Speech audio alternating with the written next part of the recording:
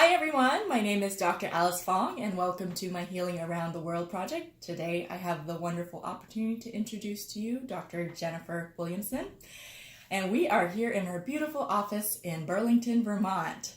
Please welcome Jennifer Williamson. Thank you. Thank you. She is a graduate of SCNM. And Dr. Williamson, what brought you to naturopathic medicine? What was your path that led to? It's a very interesting path, actually. I was a funeral director before I became a naturopath, and I was just sort of fed up with the business, and I, was interested in diet and regulation through natural means for health conditions that myself and my family were dealing with. And I just happened upon the school in Tempe, Arizona while I was living out there and decided I needed to go and learn about it. And yeah, it's just been great ever since. I love being an ND. Awesome. I love hearing about people's past lives before becoming a doctor. It's kind of fun. Yeah. Great. And what brought you to Burlington, Vermont? I was working in Buffalo after school, so Buffalo, New York, and it's an unlicensed state, so it's pretty difficult to be able to practice there. They have very limited lab abilities, so I called a colleague who went to school with me and asked her, tell me about Vermont, and she said, it's heaven. Just move here right now. I'll hire you. And so I came here, and it's heaven. It's paradise for naturopaths. And it's great. I love it a lot. So I moved here about 5 years ago. Great. And what types of patients do you see here? I see mostly 20 to 40-year-old women. It's a very big college town here. So a lot of our patients are on the younger side. A lot of naturopaths will see, 40 to 60-year-old patients. Women tend to be more interesting in getting their healthcare taken care of. So I think naturopaths tend to see women in general more. But yeah, mostly women. I have a small focus on mental health concerns. So whether that's mood, mental or behavioral disorders, and definitely all the regular naturopathic stuff. So gut things, hormones, lots of hypothyroidism and PCOS and those sort of things. So we're primary care. So everything from, cold and rashes and all the regular GP kind of medicine. But we're also specialists. So we're primary care and specialists here in Vermont. So we can be either. So we either have patients who see us as their primary care and they see us for naturopathic medicine. Or we have patients who have a primary care elsewhere, even an MD, and then they come see us as their specialist. Oh, great. Yeah. And what's your approach to seeing these patients? So usually, people come in and we do a thorough health history, hour and a half discussion of everything that's ever happened to them, health-wise, everything that's going on from head to toe, a bunch of specialized questions. And then, we send them off to get some labs, but I keep saying we, but it's just me. I usually have a pretty good idea of what I'm going to be doing for them before they even leave the office. And sometimes we start out right away, but, I like to confirm with labs just to make sure that I'm not, just guessing, what is going on with them.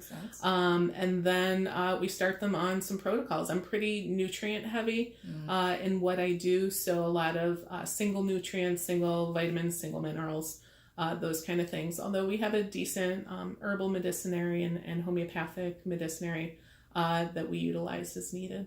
Right. Yeah, I love the single nutrients because it's like a multivitamin's great and everything, but if you're deficient in something, it's probably not going to be enough for that deficiency. So it's nice to know exactly what your body specifically needs. Exactly. And I used to be, everybody got a multivitamin, everybody got a fish oil. And what I found was, some people would get a little bit better, but nobody really corrected whatever their issues were. So with the single nutrients, what we're looking at is that people have imbalances, and we're correcting those imbalances. And then once we do that, people see dramatic improvement. And it's really fun to see the dramatic improvement between one visit and the next. Yeah, that's great. Great. And if you could offer a piece of advice to someone who had limited access to healthcare or wasn't able to come up and see you, what might that be? Always eating good, healthy foods and getting exercise and drinking plenty of water, all the basic naturopathic care stuff. Right. But honestly, I see zinc deficiencies in almost everybody. I've been testing all of my patients for a good year now, and maybe 5 or 6 of them haven't had a zinc deficiency. So it's really rampant. And I just read an article a couple months back, basically saying that as climate change, as carbon dioxide levels rise, the zinc levels in our foods are dropping. So I think that's part of the reason why everybody's so zinc deficient. But we just live in a really stressful society that pushes, overworking and undersleeping and not eating appropriately and all those things, which tend to burn up your zinc stores. So you just utilize more of them. So I'm really seeing a lot of zinc deficiencies in people. So, a decent amount of zinc for pretty much everybody. The recommended daily allowance is 15. You could get away with 30 for almost everybody.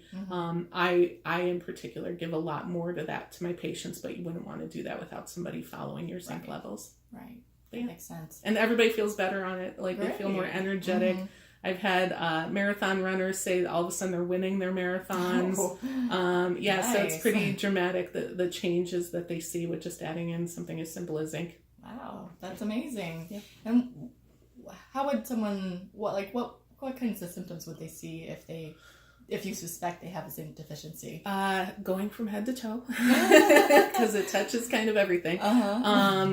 In the brain, any sort of mental, mood, or behavioral disorder. So not being able to think clearly, not being able to recall information, anxiety and depression in particular, but any of the psychological illnesses could be an issue. The immune function, so if you're more prone to viral infections or fungal infections, it's a sign of a zinc deficiency. Autoimmune conditions are a sign of a zinc deficiency. Fatigue in general, because it helps in adrenal function.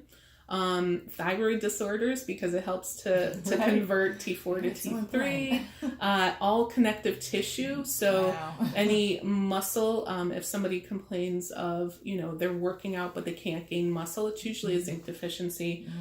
Joint pain, bone, like osteoporosis, osteopenia, skin issues, not being able to heal, having white spots on their fingernails, stretch marks, not being able to tan in the summertime, getting skin rashes from metal jewelry, cheap metal jewelry, any of those. So skin, muscle, connective tissue, tendon, ligament, all of those. And then the gut, so important in gut health. So anything from, GERD to constipation could improve because it helps to make stomach acid and digestive enzymes and regulate a protein in the gut called metallothionein that is very helpful for making sure that people that they're breaking down proteins more efficiently. So one of the keynotes of a zinc deficiency is people that are sensitive to wheat and dairy. Which is a pretty prevalent thing these days. That's the gist.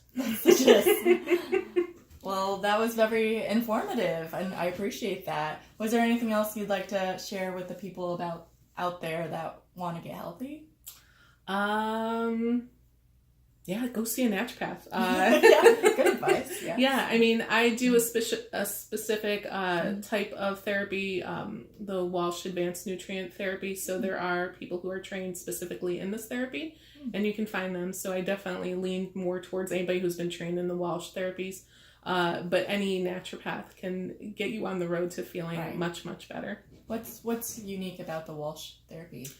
William Walsh is a PhD who worked with Carl Pfeiffer.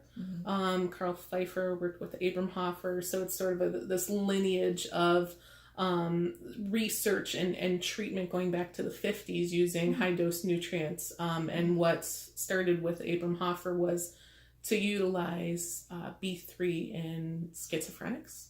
And what Walsh eventually figured out was it wasn't just about B3, that it had a lot to do with folate. The people who are more likely to be schizophrenic are also what we call overmethylators, and they need high doses of folic acid. And when we give it to them, that their symptoms can improve dramatically, and they can even sometimes get on little or no medication.